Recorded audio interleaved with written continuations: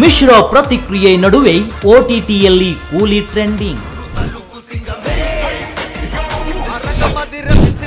5 ಭಾಷೆಯಲ್ಲಿ Rajinikanth cinema streaming.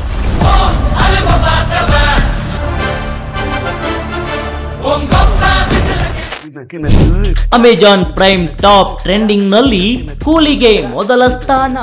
Lokesh Kanakaraj ಹಾಗೂ Rajinikanth combination ಅಂದಾಗಲೇ ಕೂಲಿ ಸಿನಿಮಾ ಬಗ್ಗೆ ಹೈಪ್ ಕ್ರಿಯೇಟ್ ಆಗಿತ್ತು.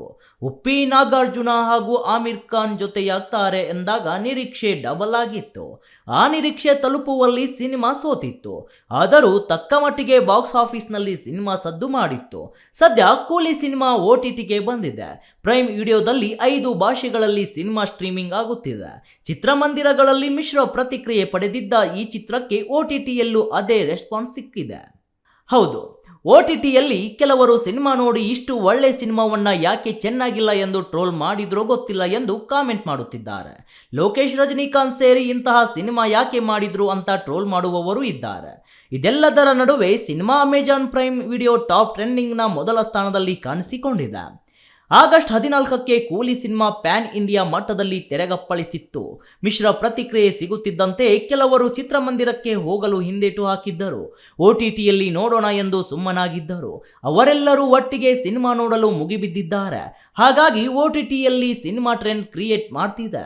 ಚಿತ್ರದಲ್ಲಿ ತಲೈವಾಗಿಂತ ನೆಗೆಟಿವ್ ರೋಲ್ನಲ್ಲಿ ನಟಿಸಿದ್ದ ಮಲಯಾಳಂ ನಟ ಸೌಬಿನ್ ಶಾಹೀರ್, ಕಲ್ಯಾಣಿಯಾಗಿ ಮಿಂಚಿದ್ದ ರಚಿತಾ ರಾಮ್ ಹಾಗೂ ದೇವ ಆಪ್ತ ಕಲಿಶಾ ಆಗಿ ಒಂದೆರಡು ಸನ್ನಿವೇಶಗಳಲ್ಲಿ ನಟಿಸಿದ್ದ ಉಪೇಂದ್ರ ಸ್ಕ್ರೀನ್ ಪ್ರೆಸೆನ್ಸ್ ಚೆನ್ನಾಗಿತ್ತು. ಉಪ್ಪಿ ಪರ್ಫಾರ್ಮೆನ್ಸ್ಗೆ ತಮಿಳು ಫ್ಯಾನ್ಸ್ ಫುಲ್ ಥ್ರಿಲ್.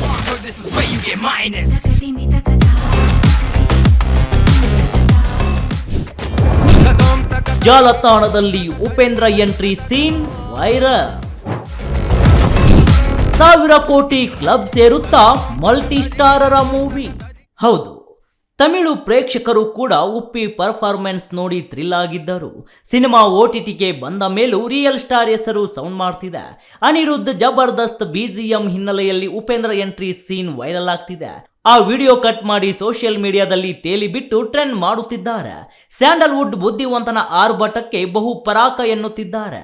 OTTಗೆ ಬಂದರೂ ಕೆಲವರು ಚಿತ್ರಮಂದಿರಗಳಲ್ಲೇ ನೋಡುವ ಪ್ರಯತ್ನ ಕೂಡ ಮಾಡುತ್ತಿದ್ದಾರೆ.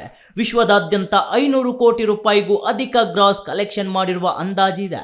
ತೆಲುಗು ನಟ ನಾಗಾರ್ಜುನ ಇದೇ ಮೊದಲ ಬಾರಿಗೆ ಖಳನಟನಾಗಿ ಅಬ್ಬರಿಸಿದ್ದಾರೆ.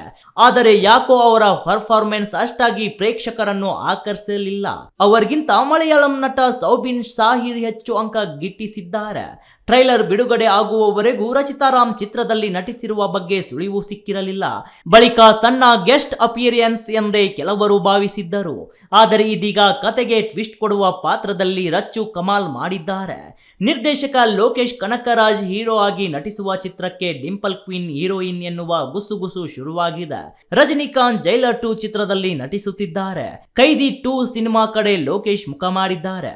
ಕೂಲಿ ಸಿನಿಮಾ 1000 ಕೋಟಿ ರೂಪಾಯಿ ಗ್ರಾಸ್ ಕಲೆಕ್ಷನ್ ಮಾಡುತ್ತದೆ ಎನ್ನುವ ನಿರೀಕ್ಷೆ ಕೂಡ ಇದೆ. ಅದೆಲ್ಲ ಈಗ ಸುಳ್ಳಾಗಿದ್ದು, ತಿಂಗಳಿಗೂ ಮುನ್ನ ಸಿನಿಮಾ OTTಗೆ ಬಂದು ನಿರಾಸೆ ಮೂಡಿಸಿದೆ ಎನ್ನಲಾಗಿದೆ. Varun M, speed filmy Karnataka, Bengaluru.